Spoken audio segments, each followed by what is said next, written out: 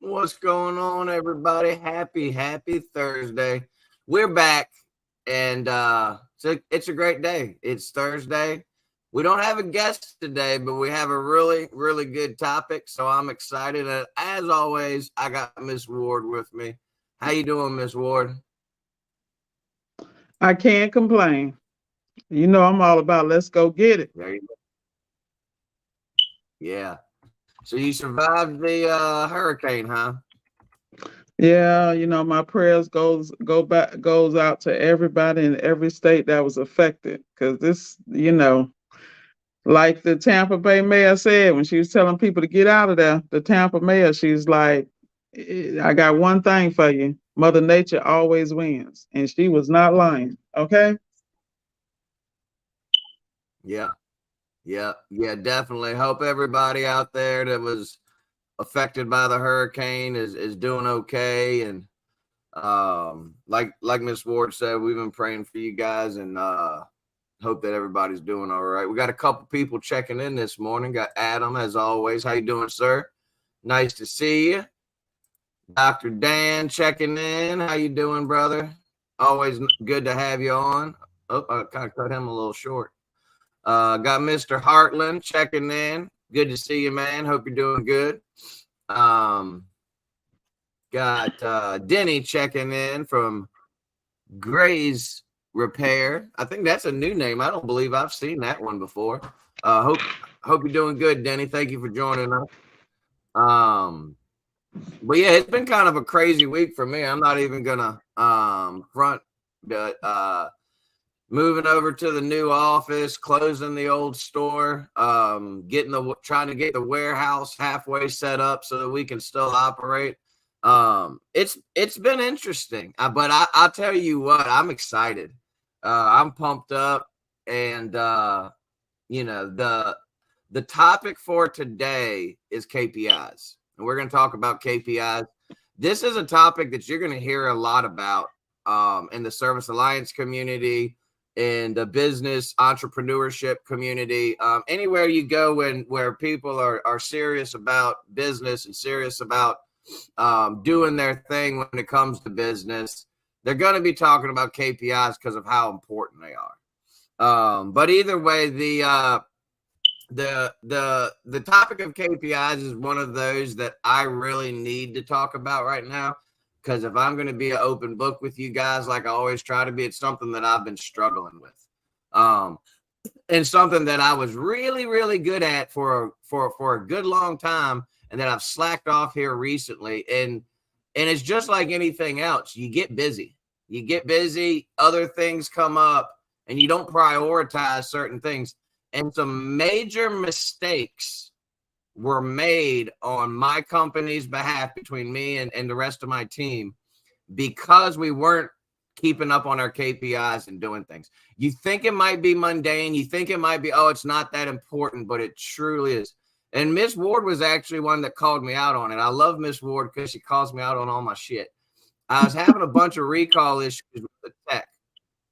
And like I always tell you guys, I'm an open book. I don't get on here and pretend like I'm perfect. I had a bunch of issues with a tech, recall after recall after recall, and they were adding up. And me and Miss Ward were on the phone talking about it, and she straight called me out. She said, TK, it's your fault. I was like, how's his recalls my fault? And then she said, you weren't tracking stuff properly. If you were keeping up with your tracking his recalls, this would have never been an issue. You would have squashed it before it started. And man, I ate that humble pie, and I was like, she's exactly right. And I love people like that. If you just got a bunch of people that are patting you on the back and saying, go for it, go, yeah, you're doing good, you need to change the people around you. I love people like Miss Ward because they call me out. And I took it to heart. And not only am I improving my tracking, but I'm also adding things. I'm starting to look at things that I was not tracking that I need to track, and adding those things to my list. So shout out to people like Miss Ward. No, this is not pre-recorded, Mr. O. We appreciate you joining us. This is live. We are live. If you say something in the comments, I can repeat it. Like, is this pre-recorded? No, it's not. We're live. Aren't we, Miss Ward? Absolutely.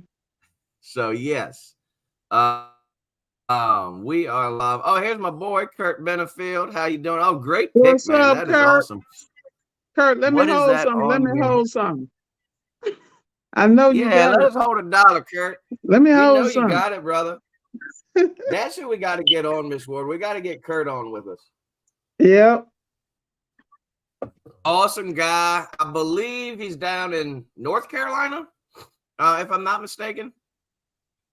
Well, I have a request, Miss Ward, if you're okay with it. I would like for you to pray this morning because you haven't prayed in a while, Okay. and I miss those beautiful, beautiful prayers of yours.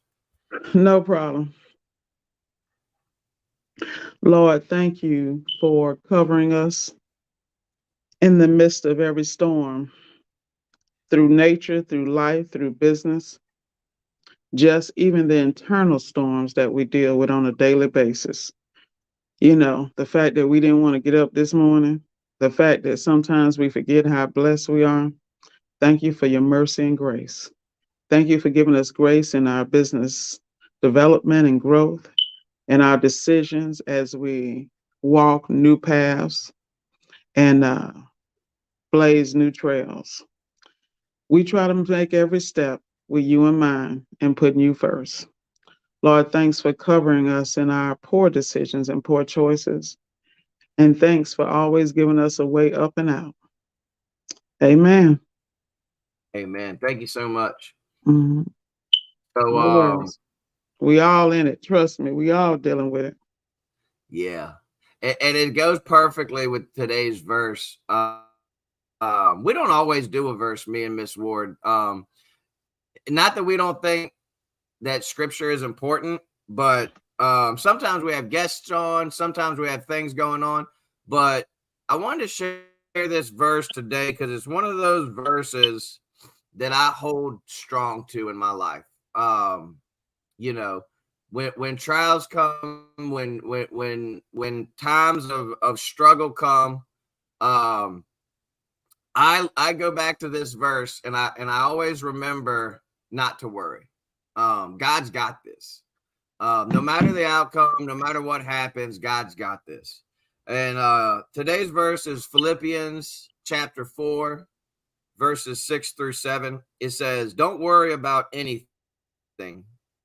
Instead, pray about everything. Tell God what you need and thank Him for all He has done. Then you will experience God's peace, which exceeds anything we can understand. His peace will guard your hearts and mind as you live in Christ Jesus." I love those verses because one thing we have to realize as believers, worry is a sin. Um, Worry is a lack of faith, and all of us are guilty of it. Me, Miss Ward, you, every person, we all have times when we worry and stress. And obviously, the biggest part of this verse is giving your worries and your cares over to God. But another way I truly believe in tying this into what we're talking about with KPIs, like you like, TK, what on earth does that have to do with KPIs? God expects us to do our part. One thing people will take this verse and they'll just say, "Oh, let go and let God, brothers and sisters, let go and let God." And all those little cliche Christian phrases are cool, and that's fine if you want to use them, but God wants you to do your part. Once you've done everything you can do, that's when God steps in. And that's why you need to be tracking things and keeping records of things and doing your part, whether it's in business or life or marriage or relationships or friendships or parenthood or whatever. But in business, if you're not tracking things and keeping a record and keeping the score as you go of what's happening, there's going to be a lot of worry. I was worried about those recalls that were mounting up. But you know what? It wouldn't have been much of a worry for me had I been tracking them properly, like Miss Ward told me. You might be worried about your income stream and how much money you got coming in and how much you're going to have at the end of the month. But you know what can help you worry less? Keeping track of stuff, keeping your KPIs up to point, and doing what you're supposed to be doing. So that's how I tied it all together. Don't worry. It's like Bob Marley said, don't worry about a thing. Every little thing is going to be all right. And another one of my favorite songs, I have no idea who sings this song, but it was really cool because my dad, they actually played this song at my dad's funeral. And that song is Don't Worry, Be Happy. Another awesome song that I love. So don't worry, guys, be happy. But let's talk about these KPIs. Ms. Wood, do you want to kick it off or do you want me to kick it off? Because it's a lot to talk about and we do have to hop off at 8:30. Okay, no problem. Let's get started. So what I want to discuss is the different KPIs from when you're starting and growing your appliance repair business. In order to have KPIs or even get a good sense, you have to have a keen understanding of the key performance indicators that track the progress and ensure success in your business. And here are a couple of options. During the startup phase, one thing that I think people don't overlook because they are not comfortable in business is CAC, which is customer acquisition costs. You hear a lot about that in multiple businesses, but that's very important. And what the CAC is, it measures the average cost to acquire a new customer. It helps in budgeting and understanding the efficiency of the marketing strategies. So when you early on, a lot of people are told to go through warranty because when you go through warranty, you're cutting down on your acquisition costs to a certain extent. And that allows you to learn, get on your feet. Say you work for a company, you want to dip your toe on the side and do some stuff, you can do that type of thing. But just be careful because you have some non-compete clauses. So make sure you know what you're doing before you walk in that world. The next thing would be customer feedback and reviews. You have to track the initial feedback to gauge service quality and areas of improvement. That's important because a lot of times, you go into a customer home, you starting in business, and you going off your feelings. I tell people all the time in business, please get out your feelings. Because reality, you need to track so you can make the right moves for your business. You have to understand the lifestyle you want. I want them people, I believe in building your business around the life that you want to have. So if you make certain decisions in the beginning, and they're not going to be perfect. I mean, it kills me when people think they can just lay out a blueprint and follow the blueprint and it's good. The blueprint is just a map. It is not, the end all. It's a nice place to start, but you got to put your twist on it. A lot of people that come to me for coaching, I move differently because I need to understand what their goals are, who they are as a personality. Then we can build something around who they are so they're successful in their skin. I watch a lot of people trying to mimic myself. Like they'll listen to my videos and like, okay, she said this, I'm gonna do that. Then get mad when it worked for 2 seconds and then stop. Because what they don't understand is that this is an initial situation and that you have to put some ingenuity and you got to put you in it. You not Miss Ward and I'm not you. And I think that's something that people have to be clear about. The next thing you want to track initially is the number of service calls. Monitor the number of service requests received. This provides an early indicator of market demand and the effectiveness of your promotional efforts. Then this is another one that kill people before they get out the gate. Response time. You should be measuring that. Measure the time it takes from receiving the service request to attending to it. Faster response times can be a competitive advantage. You people that's out here complaining about all these leads from Thumbtack and from all these other companies that do recycle leads, they send them to 900 people at the same time. One thing that made me really successful when I first started, and I actually used Thumbtack in the beginning, I would have a template already copied and pasted. So when my customers would reach out, I already was sending them information. And I was using the fact that we're in that age where everybody understands how to text.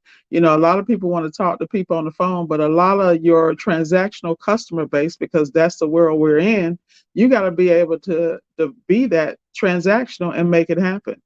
The other thing is, these KPIs are what you want to do initially when you're starting up. You want to add anything before I can go to the development phase? I was actually just taking notes, but I mean, I definitely, one of the big one that you touched on that I like to hit on for just a second is the customer acquisition cost. When you first start out, it's extremely important to know and have an eye on how much you're spending to get those customers. Now, I've told you guys a million times, I was extremely fortunate in my business. My situation is not going to be your situation. I fell into a golden situation that I spent little to nothing acquiring customers. But what Ms. Ward just said, a lot of people need to listen. When you first start out, those warranty companies can be the answer to your problem. When I first started out, I signed up with so many a bunch of them, but they were all on a trial basis. And I want to say this, you can lose a ton of money if you do not stay on top of those warranty companies, because they don't want to pay you what you're worth. They don't want to pay you on time. If you do not get, I posted in the Service Alliance group, business owners group yesterday, if you do not get your reconciliations in order from the jump, you are going to lose money. And ask me how I know, because I lost thousands and thousands and thousands of dollars in my first years as a business owner. And I guarantee you, if you don't have a system for reconciling your invoices, especially with these warranty companies, because this is what happens. And Miss Ward, tell me if I'm wrong. This is what happens. The checks start coming in and you're happy because you're getting checks and you're getting, you know, 4,000 or 5,000 here. And then you get a $8,000 check from this one and you get these checks. But you're not going back and reconciling those with the jobs you've done. You have to reconcile your invoices, not just with warranties, across the board, reconciling those invoices. Because if not, and especially with property managers, oh my goodness, they will rip you a new one.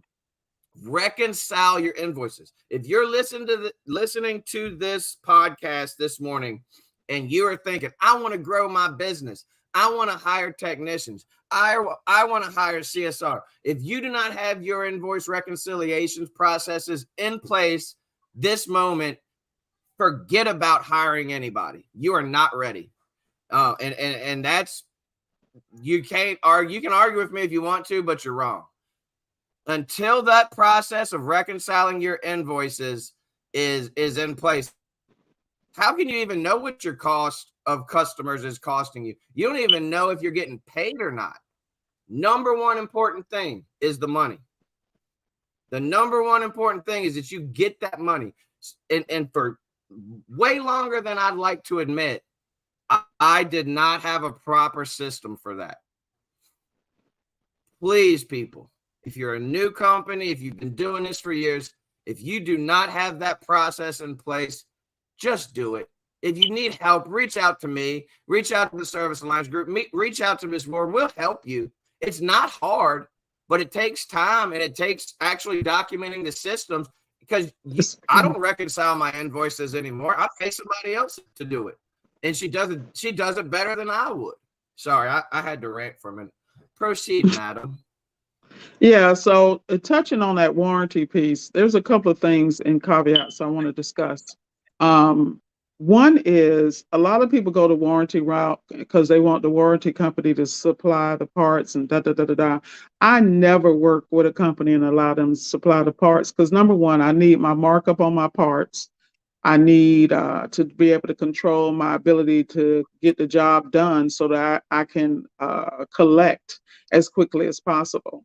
And I think you have to watch falling into these traps, because when people are delivering parts to you, you're at the mercy of completion and you're at the mercy of them paying you.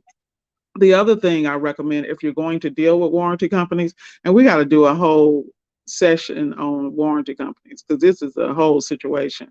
You need to develop relationships not only with your rep and not only with the young ladies and young men and young ladies that take your calls when you're calling in for authorization. I personally submit all my stuff. I me calling in for authorization is always the last situation, unless it's a check and advise. And the reason is I like to control my paperwork. I like to control the presentation, and I like to make sure everything is itemized so that my profitability is at an all-time high. I do not play about my bag. Anybody that deals with me in coaching, no, I do not play about my bag. I will give you more information than you pay me for, but I do not play about my bag in any area of my life. The other piece I want to explain to people, y'all ignore the back office at these warranty companies. You're going to have to develop relationships with that accounting department. All the warranty companies I deal directly with the head of accounting. I deal with the young ladies in the office in the back end who cut the checks. Let me tell you something. I know the check cutting times. Like, for instance, I call people on my roundtable who have relationships with the same warranty companies I do. I let them know, okay, you're going to get 2 checks this week because it's the end of the month. Instead of doing it on the traditional Wednesday, they're going to actually do it on Friday. And then the following week, they're not going to do it on Wednesday, they're going to do it on Thursday. Then they're going to do another one at the end of the month. And that's understanding accounting. Do you think I understand accounting? No, I just know how to find my money. You follow me? And that's what I keep trying to tell y'all. At the end of the day, you work hard and you can't blame nobody but you when your stuff ain't balancing. And then you don't know when your check's coming. Like, I talk to people all the time, and I'm not mad at you because I was that person. That's why I'm the asshole I am today. Excuse my language. Because I am holding me accountable. You watch my videos, I'm always telling you I'm talking to me. This is from experience. So with that said, that's all I got to say on that. We're gonna move on to the next one because we gotta go get this bag. So the next thing in your development phase, you want to look at your repeat business rate. Okay, it measures how many customers are coming back, and a higher rate indicates satisfaction and trust. So that goes back to them 5-star reviews. Y'all need to make sure that's something you should have been handling in the startup phase, because that helps you tweak your ability to take care of the client and who's your proper what's the word we're looking for that starts with an A? Avatar. Who's your customer? That type of situation. The next thing you want to look at is technician efficiency. Especially if you're the only tech and you're a one-man show, time taken per repair. You look at House Call Pro, WORKIZ, all these units, all these apps give you the option of starting times and complete times of your repair. You're paying for the apps, maximize the app. And if you can't afford to do it, you got a stopwatch on every phone. So don't try me. At the end of the day, if you want to be efficient, you want to focus on that. You look at those areas you have challenges in the field, and you always hear me talk about training, leveling up, and hands-on. That's how you not only become a superior tech, that's how you become a superior business person. You also want to look at the number of repairs done per day that are done properly and accurately, you know? And the next thing you want to look at is revenue growth rate, monthly or quarterly growth rate in the revenue. A positive and growing rate is a sign of business health. Now, people who know me know I'm always focusing on 100,000 a month. They're like, why is she focusing on 100,000? Because I understand 5,000 a day is possible, even if you work by yourself. You work by yourself, you should be doing 25. I'm just telling you, 2,500 a day. And I'm talking about on 5 calls. I'm not talking 10, but anybody who's been coached by me understands my ticket average. They understand I'm looking at average per ticket, turnaround time, and things like that, how you really structure and dissect your business for growth. And last but not least, you got to make sure you're paying attention to operational costs. Monitor overheads and operation that it takes as far as dollars. Gas, fuel, uniforms, those things you've got to be into. And that's when you're developing your business. We had a great conversation with Justin Gandy, my guy. And I mean, he's on it. When you see this guy pushing these numbers, he's driven like that. But you also understand he paid a cost for that. If you're not willing to grind, y'all, this ain't for you. I'm telling you. And the last part is going to be growth phase. The growth phase deals with net promoter score, and that measures customer loyalty and satisfaction. A high NPS indicates high customer satisfaction and a greater likely of referrals. Expansion rate. If you're looking to grow, measure the rate of expansion into new markets and service areas. You got to make sure you're looking at employee turnover rate as you hire more staff. And these for you guys that want to expand. Um, you have to keep them certified. You got to keep them trained, and you got to let them buy into the dream. That means you got to believe the dream yourself, and you better be living it, because people don't follow people that tell them what to do. They follow people that they want to do what they do. This is a fact, and in all phases, there are a couple of things should be concerned about. You should also be concerned about market share, measuring your business share in the local appliance market, and you got to look at profit margins. You should be measuring profit margins at every stage. Anytime you buy a part, anytime you're doing, you should be looking at, have a point. I hear people talk about 25% profit, 20, and that's a lot of the people who are running with what's the word I'm looking? Running with staff. For those who ain't running with staff, is your profit margin is even more important, because you got to put money away when you're not working. Because if you ain't working, you ain't eating. At the end of the day, it is what it is. Okay. And you always got to be on top of customer satisfaction. Continuously track customer feedback, reviews, complaints. No, my average per call is about $1,200 to $1,500, bro. It ain't $5. But that's a different conversation. I'm not 500 per call. I left that years ago when I was a pup. Like I started in 2019, I think then. And I think I actually, my first month in 2019, I probably did 60 or 70,000. People like, how the hell? But they don't understand my background. But we're not talking about that on this one. We're talking about development. And you got to realize I moved people from day one. Anyone that follows my journey, I have moved this way from the beginning, because I come from, my background is in high-end automotive. So I've always had my brain has always worked that way. When I'm dealing with a certain clientele, that's why I specialize in high-end. Like, it's a whole different world. But anyway, my ticket average is roughly $1,200 to $1,500 per ticket. All right, now that you got me off track, Paul, appreciate that, bro. I'm a numbers girl, so I'm like, what? No, it's not 500. But I'm saying people can do 500. How can you not do 500 average per ticket? Like, I don't understand that. But for me, you got to understand, when I'm going to just do a quick tangent, because now y'all got me started. The reason I say it's 500 per ticket is because my avatar and customer base and how I schedule my jobs and how I move, I only deal with clients and jobs that is my target, that I know I'm going to walk out the door with 500, unless it's just a diagnostic and they don't want to pay. But the back end work I do is why I'm able to produce those numbers. You understand what I'm saying? It's not just like I know of some jobs, like a door, what you call it? A door switch or a lid switch, 250, 350, whatever. But I deal with a clientele that's different. Like, I expect to go into my clientele. If I'm looking at 3 appliances, I'm going to be basically making anywhere from $750 to $1,200 per appliance, regardless of what it is, because I only deal with mainly high end.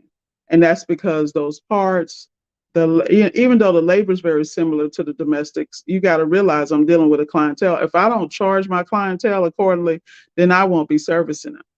Like, it's a whole different mindset. But we can talk about that on another show. You got anything else? Because we at that mark, son. I've been trying to pay attention as best I can, but this freaking smoke detector in my background is driving me absolutely crazy. I hate that shirt. That's man. why I'm with you. Man, I've unplugged 3 smoke detectors already, and it's still beeping. So I apologize to everybody for that. Apparently, there's a hidden smoke detector in my house that no one knows where it is, because I've been running around, and me and my family have been Mine's running around, chirping too. unplugging everything. God, I hope the house doesn't catch on fire, because we're screwed at this point. But no, that's good stuff. And one thing I do want to say, your average per ticket is going to be different. A lot of you are going to hear Miss Ward say $1,200 to $1,500 and be like, holy moly, I'm not getting that. Well, I can tell you right now, I'm not getting that. But that goes back to a completely different topic of what your business plan is. Miss Ward caters to high-end customers My customer, if I went into some of my customers' houses, they'd run me out with a pitch. I do a lot of property management for people that they're not going to pay me $1,200 to fix their washing machine. They're going to go out and buy a new one. And I'll sell them a new one too. So don't, you have to know what your numbers are. Don't listen to other people say, oh, I must not be doing good because I'm not getting $1,200 per job. What is your business plan? What is your target customer, that avatar that she talked about?